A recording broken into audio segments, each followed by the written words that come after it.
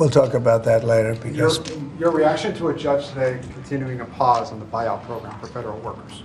well, I don't know how you can lose a case like that. We're talking about people, everybody. I got elected on making government better, more efficient, and smaller. And that's what we're doing. And I think it was a very generous buyout, actually. Also, if people don't show up to work, we have a right to fire them.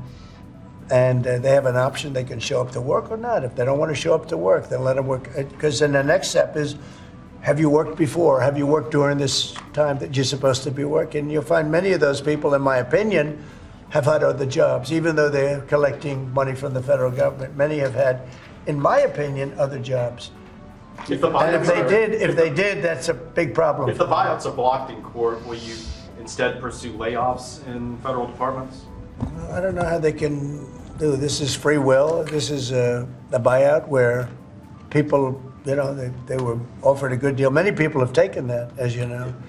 But, many of those people, and we talk about reporting to work, right? I happen to be a believer that you have to go to work. I don't think you can work from a home. I don't know. It's like there's a whole big, you can work from home. Nobody's going to work from home. They're going to be going out. They're going to play tennis. They're going to play golf. They're going to do a lot of things. They're not working. It's a rare person that's going to work. You might work 10% of the time, maybe 20%. I don't think you're going to work a lot more than that.